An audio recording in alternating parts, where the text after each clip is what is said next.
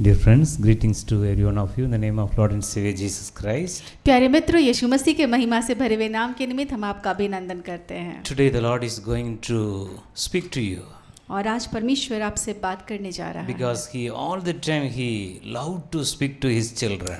क्योंकि हर समय वो बहुत तरस और प्यार से भरकर ये चाहता है कि वो अपने बच्चों से बात करे। Several times our mind, our heart is not ready to hear the God's voice. और कई बार हमारा दिमाग या हमारा मन परमेश्वर की आवाज को सुनने के लिए तैयार नहीं होता। So that's why we are going through the problem in our life. और यही वजह है कि हम अपनी जिंदगी में परेशानियों से गुजरते So हैं। today now the Lord want to speak to you.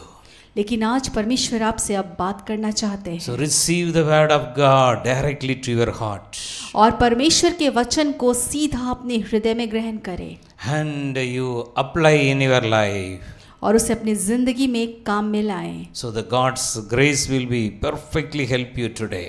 और आज परमेश्वर की वो महिमा निश्चित रूप से आपकी सहायता करने The जा रही है situation will be changed. और परिस्थितियां बदल जाएंगी, The problem will be solved. परेशानियां खत्म हो जाएंगी, The sickness you are going through, it will be healed. वो बीमारियां जिनसे आप होकर गुजर रहे हो पूरी रीति से चंगे हो जाएंगे। So Jesus is ready to help you today. और यीशु मसीह तैयार है आपकी मदद करने के The लिए। problem you are facing in your home, it is going to be solved by the grace of God. वो परेशानियां जिनका सामना आप अपने घरों में कर रहे हैं, परमेश्वर की अनुग्रह से वो सारे सुलझ जाएंगे। God is going to send the transforming grace, the transformation into the hearts of the people in your family. वो परमेश्वर आपके परिवार के लोगों के बीच में उसके रूपांतरण की आत्मा को भेज रहा है। So those who are not yet come into the Lord and receive the salvation, they will come into the Lord step by step. तो वो लोग जो परमेश्वर के अनुग्रह को नहीं जान पाए हैं और उसके उद्धार में नहीं आए हैं, वो चरण दर चरण उसके उद्धार को जानेंगे और अनुग्रह में आएंगे। So God's word written in the Bible, it is full of power and authority.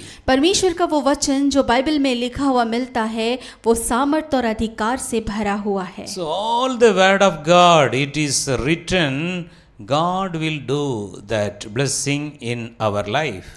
और वो हर बात जो वचन में लिखी हुई है और कहती है कि वो परमेश्वर करेगा, परमेश्वर हर वो बात हमारे जीवन में करेगा। So most of the word written, I will be with you, I will help you, I will go before you. Everything God Himself used to do everything for us. और बहुत सारी बातें वचन में इस तरह लिखी है कि मैं तुम्हारे लिए करूंगा, मैं तुम्हारे साथ जाऊंगा, मैं तुम्हारे लिए खड़ा रहूंगा। और इस तरह परमेश्वर स्वयं कहता है कि मैं सब कुछ तुम्हारे लिए करूंगा। So few promises are written, we have to be changed inside our character and become like Christ. और बहुत सारे वायदे ऐसे लिखे हुए हैं जिनके अनुसार हमें अपने आप को बदलने की जरूरत है जैसा मसीह था। So if we are changed and transforming inside our inner man exactly like Christ, all the promises of God will come and fulfill in our life. और ठीक वैसा ही जैसा वचन कहता है, जब अपने आंतरिक इंसान को वैसे बदलते हैं जैसा स्वयं मसीह था, तो हम उस परमेश्वर की महिमा में आते हैं। So God created every one of us exactly like the image of Christ. सो परमेश्वर ने हम में से हर एक को परमेश्वर ने अपनी उपस्थिति अपने स्वरूप में बनाया है। So the God's plan in every one of our life is so great. और हम में से हर एक के जीवन को लेकर परमेश्वर की योजना महान है। So everyone's life God is having a plan and purpose. और हर एक के जीवन को लेकर परमेश्वर की योजना और मकसद भी है। So the great God's plan is we have to be fruitful and live a testimony like Christ. और परमेश्वर की सबसे बड़ी योजना है कि हम उसके लिए फल लाने वाले हो सके और यीशु मसीह की बड़ी गवाही बन सके। Several times we are thinking I am not blessed. और कई बार हम सोचते हैं कि मैं तो आशीषित नहीं हूँ, I am not called by God. मैं परमेश्वर के द्वारा बुलाया गया नहीं हूँ, That's why in my life everything is going negatively. और इसलिए सारे मेरे जीवन में जो भी चीजें हो रही वो नकारात्मक ही हो रही हैं। Such a way by complaining ourselves, several times we are losing our blessing. और इस तरह कई बार अपने जीवन को लेकर हम बहुत सारे सवाल जवाब करने लगते हैं और हम इस वजह से आशीषों को खो देते हैं। All of us we are called by God as a children of God. हम में से हर एक परमेश्वर का बेटा और बेटी होने के लिए बुलाया गया There है। is only one Father. केवल एक पिता है, but many children. लेकिन बहुत सारे The संतान हैं। same father's blessing belong to all children. और वही एक पिता की आशीषें सब सारे बच्चों के लिए एक जैसी हैं। So if you believe in your life, I am blessed by God. और इसलिए अगर आप विश्वास करते हैं कि आप परमेश्वर के द्वारा आशीषित हैं, I am called by God. मैं परमेश्वर के द्वारा बुलाए गया I am हूँ, chosen by God. मैं परमेश्वर द्वारा चुना गया I हूँ, am a royal priesthood and the chosen generation. मैं राजपदधारी याजकों का समाज हूँ। The problem I am facing now, it will going to come to an end. जिन परेशानियों को आज मैं झेल रहा हूँ वो एक दिन जरूर खत्म हो जाएंगी। I am blessed more than Abraham. मैं अब्राहम से ज्यादा आशीष का अधिकारी होऊंगा। I am going to fruitful. मैं फल लाने वाला होऊंगा। In my life is going to be a great example, the life of Jesus Christ. मेरे जीवन एक बहुत बड़ा नमूना बनेगा जैसा यीशु मसीह का था। I am the testimony of Jesus Christ. मैं यीशु मसीह की गवाही बनूंगा। Such a positive thinking inside your heart is coming. The promises of God will change you exactly like Jesus और Christ. जब इस तरह की सकारात्मक बातें आपके हृदय में आएंगी तो वो निश्चय ही आपको यीशु मसीह के स्वरूप में बदलता चला जाएगा। So until now you condemn yourself. I am not a fruitful. I am not a blessing. I am all the time. I am feeling a curses are upon me. Today change your mind. You are blessed in Christ.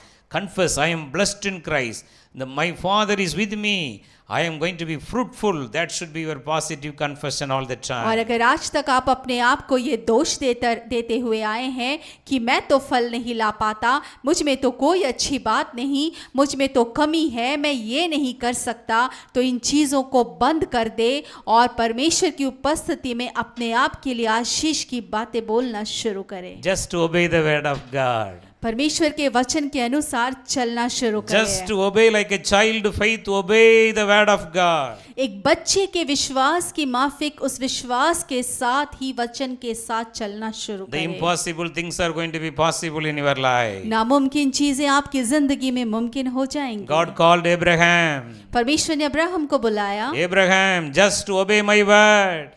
Abraham केवल मेरे शब्दों को सुनो। Abraham just started obeying the God's promises. और Abraham ने उसी क्षण परमेश्वर की बातों में चलना शुरू कर दिया। God blessed Abraham. परमेश्वर ने अब्राहम को आशीष दी And through him, all the generations are blessed. और उसके द्वारा पीढ़ियां आशीषित हुई। The same way you are going to be blessed. ठीक उसी तरह आप भी आशीषित होने जा रहे Through हैं। you, many people are going to be blessed. और आपके जरिए बहुत सारे लोग आशीषित You होंगे। have to do the confession. Thank you, Lord. You are made a blessing to millions. और आपको अंगीकार करने की जरूरत है कि धन्यवाद परमेश्वर कि तूने मुझे लाखों लोगों के लिए आशीष का जरिया बनाया I am है। going to be blessed. मैं आशीषित होने जा रहा Through हूँ me, many people are going to be blessed. और मेरे जरिए बहुत सारे लोग आशीषित होने जा रहे So हैं। this should be the blessings you have to receive from God today. और इन आशीष ये वो आशीषें हैं जिन्हें आज से आपको परमेश्वर के ऊपर उठाकर देखने की जरूरत Today, है। very shortly, how we are going to meditate, how we can be fruitful,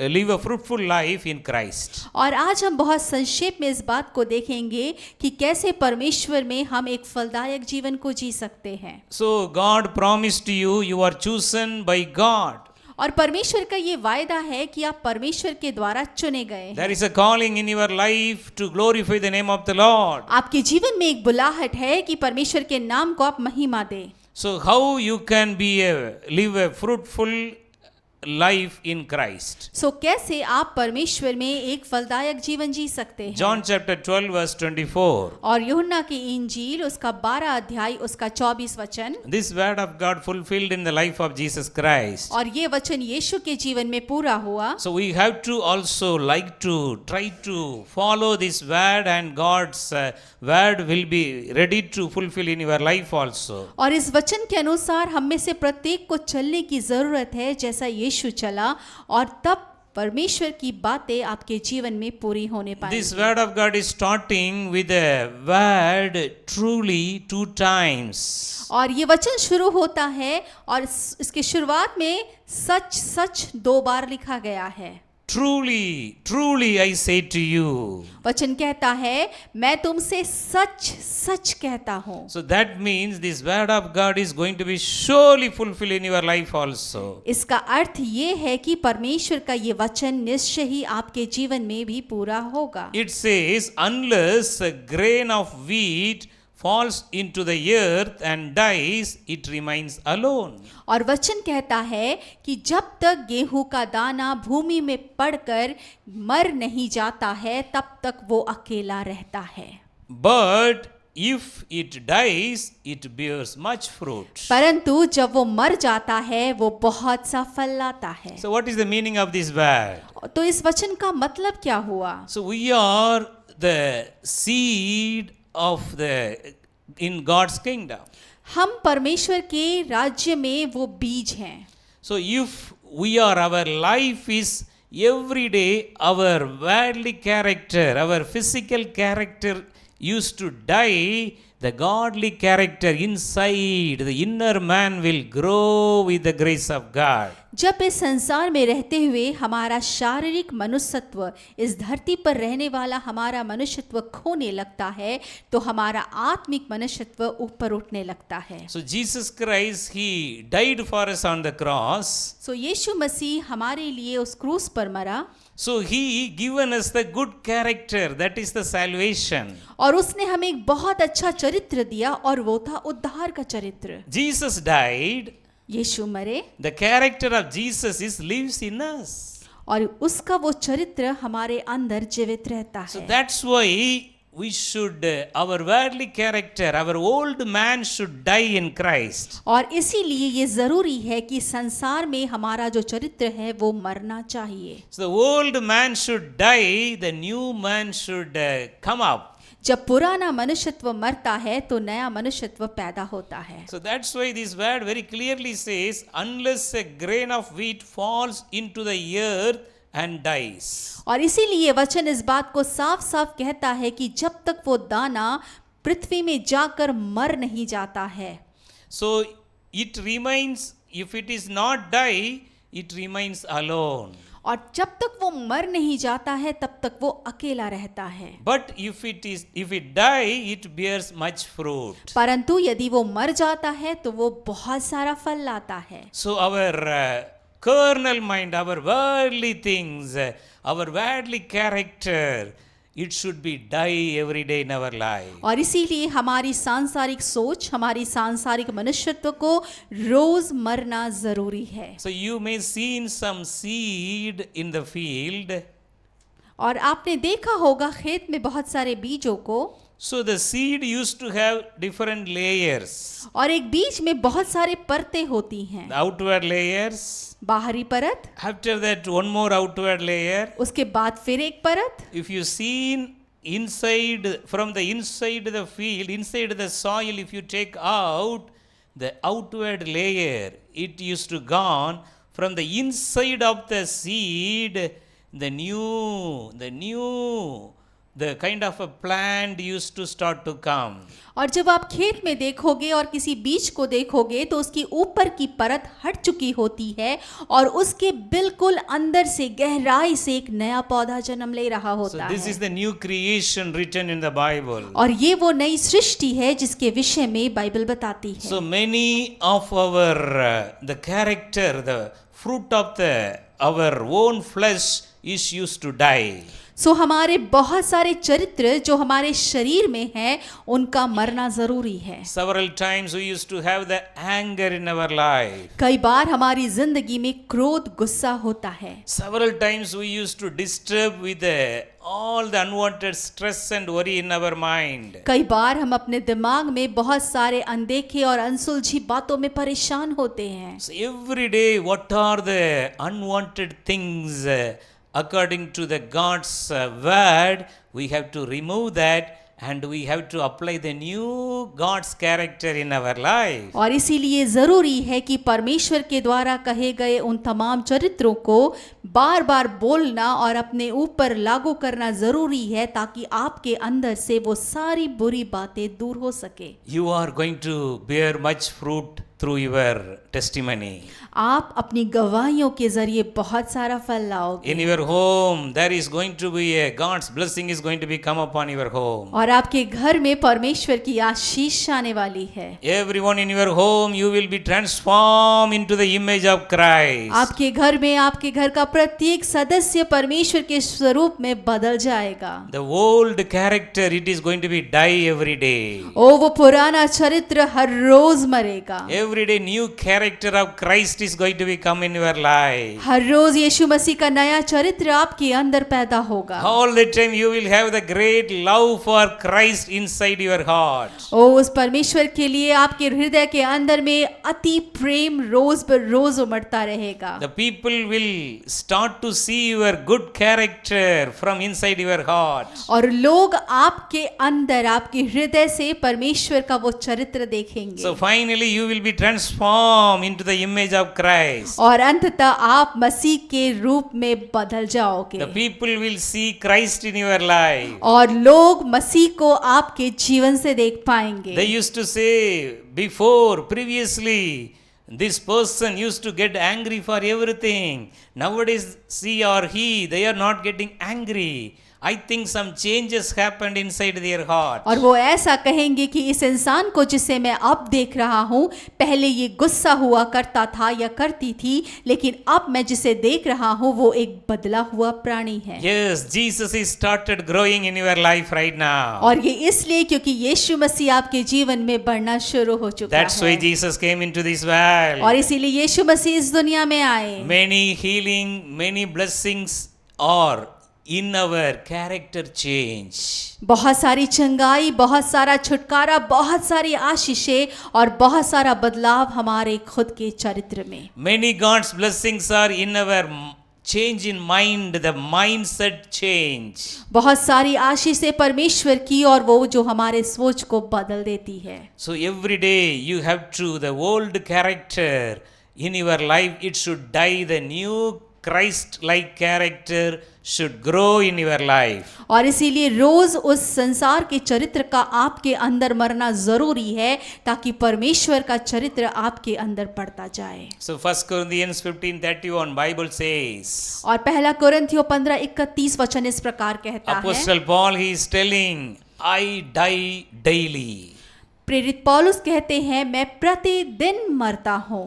Apostle Paul, he was a the spiritual, very high level of the spiritual person. और प्रेरित पौलुस एक बहुत ही उन्नत आत्मिक चरित्र के व्यक्तित्व थे। But he is telling, I die every day. लेकिन वो कहते हैं मैं प्रतिदिन मरता हूँ। What is the meaning of that? इसका मतलब क्या है? Every day I am growing in Christ. अर्थात मैं रोज परमेश्वर में बढ़ रहा हूँ। Some of the worldly character, the worldly things, still every day it is dying in our life. और वो संसार का चरित्र रोज हमारे जीवन में थोड़ा थोड़ा करके रोज मरता है। Every day he is, I die daily means he is growing in the image of Jesus Christ. और मैं प्रतिदिन मरता हूँ मतलब वो रोज यीशु मसीह के चरित्र में बदलते जा रहे हैं। Dear friends, why there is a problem in your family? प्यारे मित्रों, क्यों आपके परिवार में समस्याएं हैं? Because somebody is having an argument with you, you are also doing the argument.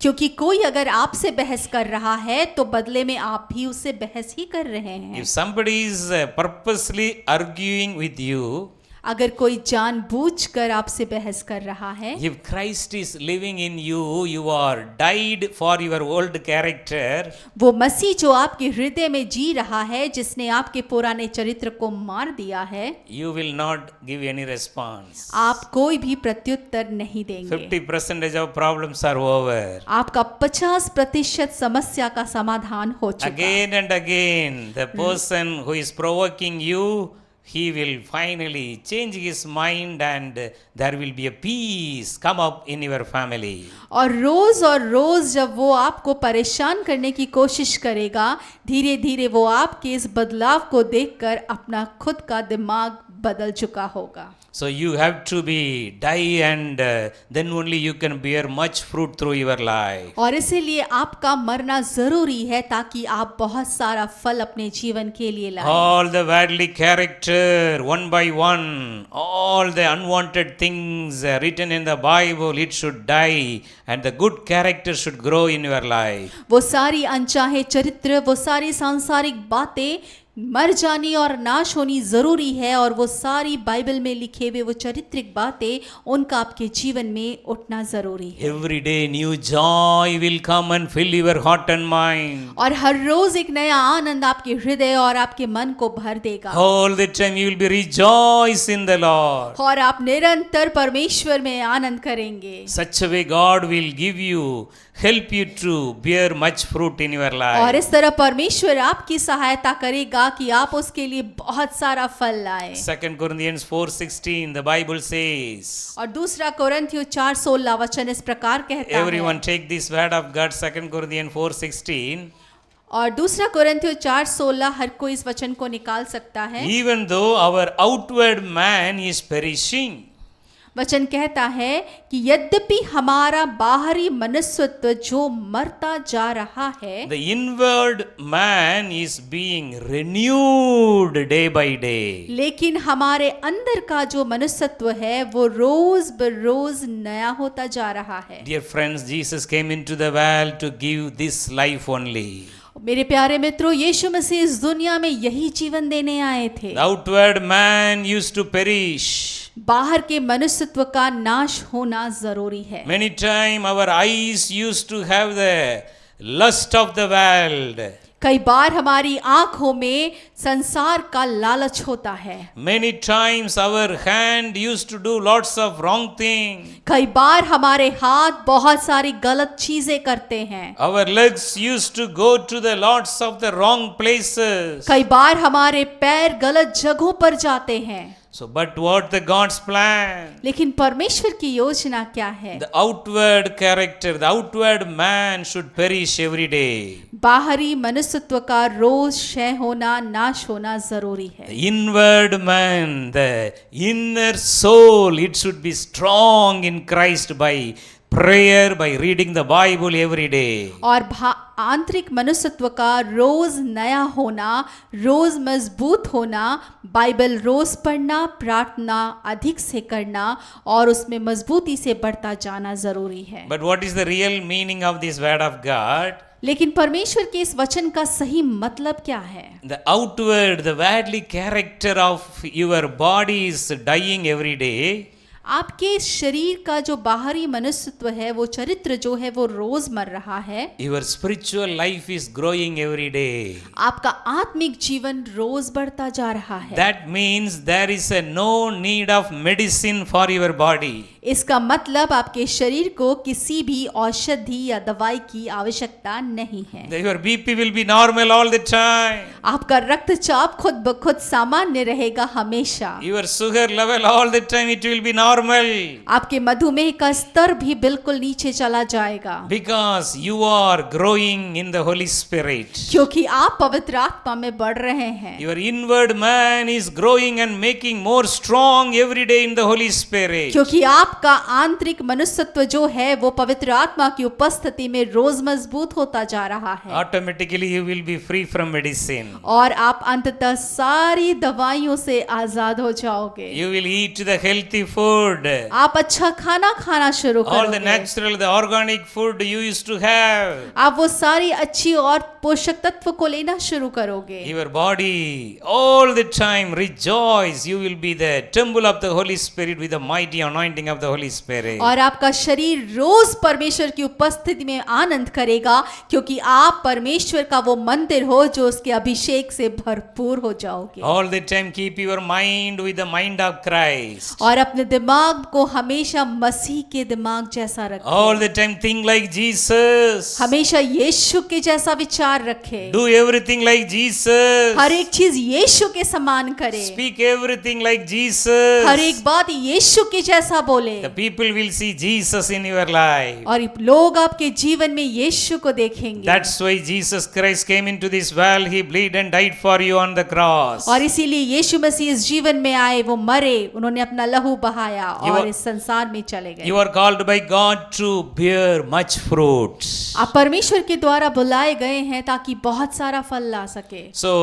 again one word of God says how we can bear much fruit. और फिर से दूसरा वचन बाइबल से मिलता है जो कहता है कि हम कैसे ज्यादा फल ला सकते हैं। Mark chapter 4 verse 20. मरकुस की इंजील 4 अध्याय उसका 20वां वचन। Mark chapter 4 verse 20. मरकुस की इंजील 4 अध्याय 20 वचन। So here we are reading about one seed. और यहाँ भी हम एक बीज के विषय में पढ़ते हैं। This seed fell on the good soil. और ये बीज जो है वो अच्छी भूमि पे गिरा। So what is the meaning of the seed fell on the good soil? एक अच्छी भूमि पर गिरे हुए बीज से क्या मतलब है? The same word says it represent those who hear and accept and obey the God's word. और वचन यहाँ इस प्रकार कहता है, ये वो है जिन्होंने वचन को सुना और ग्रहण किया। Bible says, वचन कहता है fear not. मत डर। Bible says, वचन कहता है do not worry. चिंता मत कर। Bible says, वचन कहता है I will help you. मैं तुम्हारी सहायता करूंगा। Bible says, वचन कहता है rejoice in the Lord. परमेश्वर में आनंद मनाओ। So if you are doing all the small God's word, तो अगर आप परमेश्वर के ये छोटी छोटी बातें कर रहे हैं, our life is the seed fell on the good soil. हमारा जीवन वो जीवन है उस बीज के समान है जो अच्छी भूमि पर गिर गया। So what will happen? क्या होता है फिर? The seed used to bear the fruit. वो बीज फल लाता है। It says, the same word of God, the later portion says, it produced a harvest of 30, 60, and even 100 times as much as had been planted. और इसी वचन का पिछला भाग कहता है कि वो फल लाता है और 30 गुना, 60 गुना और 100 गुना लाता है। Just to obey the word of God today. बस आज से परमेश्वर के वचन का पालन करें। You are alone, you are growing in Christ in your family. आप अकेले हैं, आप परमेश्वर में बढ़ रहे हैं। Don't need to worry. चिंता की आवश्यकता नहीं। The people in your family, they are going to see Jesus in your life. वो लोग जो आपके परिवार के सदस्य हैं वो यीशु मसीह को आपके जीवन में निश्चय देखेंगे। Thousands of testimonies are there.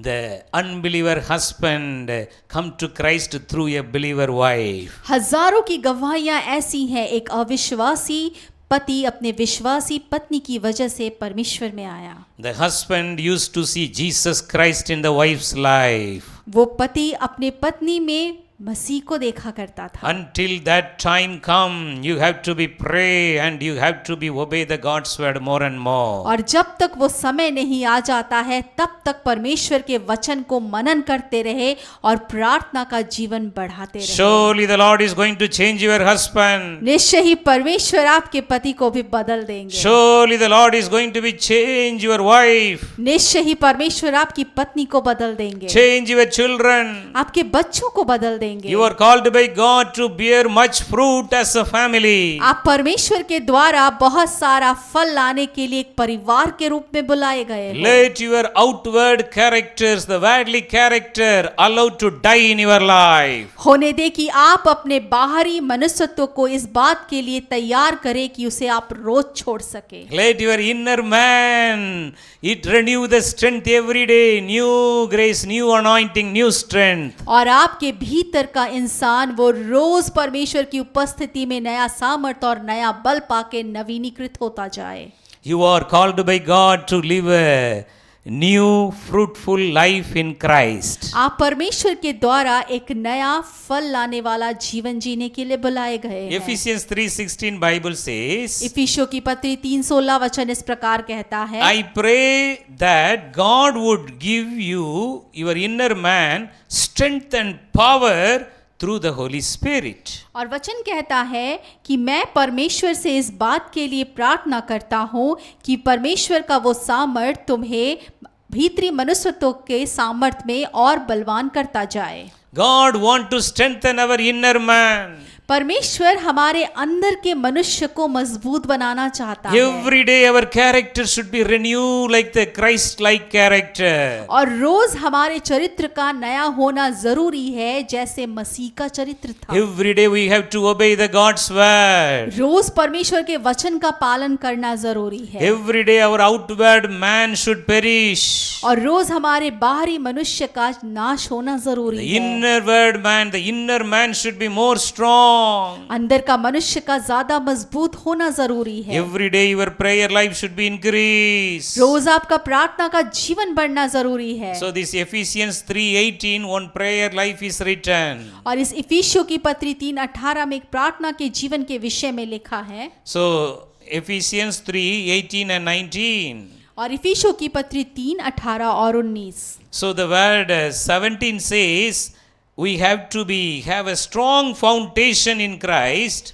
और वचन 17 कहता है कि मसीह के द्वारा हमारे अंदर एक बहुत मजबूत आधार होना चाहिए। We should have our root should be more strong and we should have the strong foundation. हमारी नींव मसीह में बहुत ज्यादा मजबूत और गहराई तक होनी चाहिए। The word 18 says we have to able to understand the God's love, how wide it is, how long it is, how height it is, how deep it is. Such a way we have to enjoy the love of Christ through prayer in our life every day. और वचन 18 इस बात को कहता है कि बहुत जरूरी है कि हम मसीह के प्रेम को अपने जीवन में वचन के जरिए समझ सके। हम समझ सके कि उस परमेश्वर का प्रेम कितना चौड़ा, कितना लंबा, कितना ऊंचा और कितना गहरा है। So in your prayer life you should every day, Lord, I want to know more your love today in my life. और इसीलिए जब आप प्रार्थना करें, आप परमेश्वर से प्रार्थना करें कि परमेश्वर मैं जानना चाहता हूँ कि मेरे हृदय में या तेरे हृदय में मेरे लिए प्रेम कितना गहरा है। Lord, on the cross you bleed and died for me. ओ परमेश्वर तू उस क्रूस पर मेरे लिए मरा। There is a wound in your both hands, Lord. तेरे दोनों हाथों में घाव थे। There is a big wound in your both legs or for me. तेरे दोनों पैरों में जो जख्म थे वो मेरी वजह से थे। Lord, there is a big wound in the side of your body. ओ तेरे शरीर के पसलियों पर जो जख्म था वो मेरी वजह से था। Lord, there is a thorn of crown upon your head. ओ परमेश्वर तेरे सर पर वो मुकुट था कांटों का। Such a way in prayer we have to understand the love of Christ. और इस तरह प्रार्थना में हमें परमेश्वर के प्रेम को समझने की जरूरत है। This is the way we can grow in our spiritual life. और इस तरीके से हम अपने आत्मिक जीवन में बढ़ सकते हैं। The verse 19 says, Ephesians 3:19, you will know Christ's love which goes far beyond and knowledge. और इसी का अध्याय 19 का वचन 19 कहता है, और तब तुम परमेश्वर के प्रेम को जान सकोगे, उस ज्ञान को समझ सकोगे जो तुम्हारी समझ से परे है। Apostle Paul, he was a great man in the spiritual life, but he is trying to find the Christ love. He only saying, I try to find the depth of the Christ love. I try to find out the height of the Christ love, but it is beyond my knowledge. और प्रेरित पौलुस आत्मिक रूप से बहुत उन्नत व्यक्ति थे, लेकिन वही प्रेरित पौलुस इस बात को कहते हैं कि मैं मसीह के उस प्रेम को समझना चाहता हूँ, मैं उसकी गहराई को, उसकी ऊंचाई को समझना चाहता हूँ। This is the supernatural prayer life. ये बहुत ही अद्भुत प्रार्थना का जीवन Go है। to your prayer room and try to ask God, Lord, fill me with your love. I want to know more your love, Lord. This is the greatest prayer in this world. अपने प्रार्थना के कमरे में जाएं, उस परमेश्वर के सामने कहे, परमेश्वर मुझे अपने प्रेम से भर दो, क्योंकि मैं तेरे प्रेम को चखना चाहता हूँ, और यही तो सबसे बड़ी गवाही है आपके जीवन में उसके लिए। Dear friends, God will answer your prayer automatically. और प्यारे मित्रों, परमेश्वर खुद ब खुद आपके सारी प्रार्थनाओं का उत्तर देंगे। Try to love Jesus more in your prayer life. अपने प्रार्थना के जीवन में यीशु मसीह से प्यार करने की कोशिश करें। Try to go deep in your prayer life to know the love of Christ, the depth and the height and the wide, the breadth, more and more in your life. अपने प्रार्थना के जीवन में उस परमेश्वर के प्रेम की ऊंचाई, चौड़ाई, गहराई और लंबाई को और गहराई से जानने की कोशिश करें। You will be free from sickness. आप बीमारियों से आजाद हो In जाएंगे। your family there will be a great peace. आपके परिवार में अद्भुत शांति होगी। The people will start to see Jesus in your life. वो लोग आपके जीवन में यीशु को देखना शुरू करेंगे। Every day be strong in the Lord and in His mighty power. रोज परमेश्वर में मजबूत होते जाए और उसके सामर्थ्य में बढ़ते जाए। Ephesians 6:10 says, इफिसियों की पत्री 6:10 कहता है, be strong in the Lord every day. परमेश्वर में रोज मजबूत होते जाए। Be strong in the mighty power of the Holy Spirit every day. पवित्र आत्मा के सामर्थ्य में रोज मजबूत होते जाएं। All your worldly character will be changed and transformed into the character of Christ. आपका संसार का सारा चरित्र परमेश्वर के चरित्र में बदल दिया You are जाएगा। called by God to bear more much fruit in your life. आप परमेश्वर के द्वारा बुलाए गए हैं संसार में ताकि बहुत सारा फल लेकर आए। Your family is going to be blessed. आपका परिवार आशीषित होने जा Your रहा children है। are going to be blessed. आपके बच्चे आशीषित होने जा रहे Great हैं। shall be the peace of your children.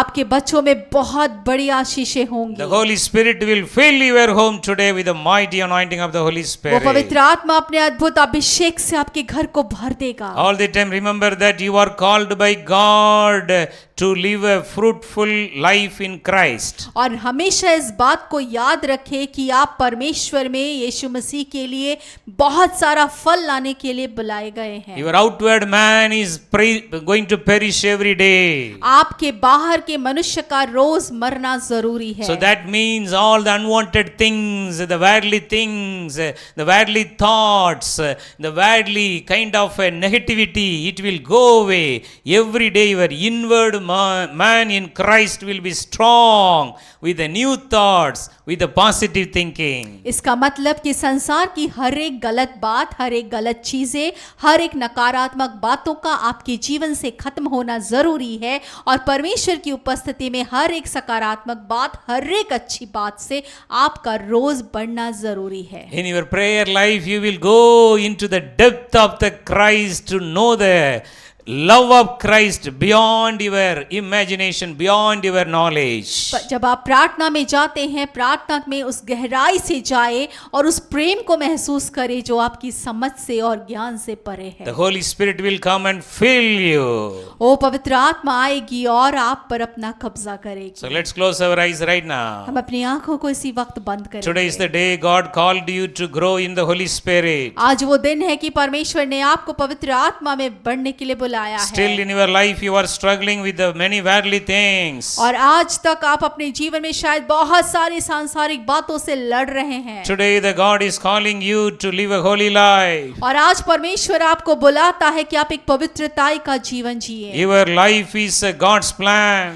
आपका जीवन परमेश्वर की योजना है। You are called by God to bear much fruit in your life. आप परमेश्वर के लिए बुलाए गए हैं ताकि आप अपने जीवन में बहुत सारा फल लाएं। All that situation in your home is going to be changed now. आपके घर की हर एक परिस्थितियां बदलने वाली है। All the disturbing spirit, the negativity spirits are leaving from your family right now. और हर एक परेशान करने वाली आत्मा आपके घर को छोड़कर जा रही है। Now the Holy Spirit is coming in your life. और वो पवित्र आत्मा इसी वक्त आपके जीवन पर आ रहा है। How many if you want the Holy Spirit today? कितने हैं आप लोग जो पवित्र आत्मा को अब चाहते हैं? Welcome the Holy Spirit in your life today. ओ उस पवित्र आत्मा का स्वागत करें अपने जीवन में। Welcome the Holy Spirit in your family today. पवित्र आत्मा का स्वागत करें अपने परिवार में। Welcome the Holy Spirit in your children's life today. स्वागत करें पवित्र आत्मा का अपने बच्चों के जीवन में। Holy Spirit, you come and fill my family, Lord. ओ पवित्र आत्मा तू आज और परमेश्वर हमारे परिवार और बच्चों को भर दे।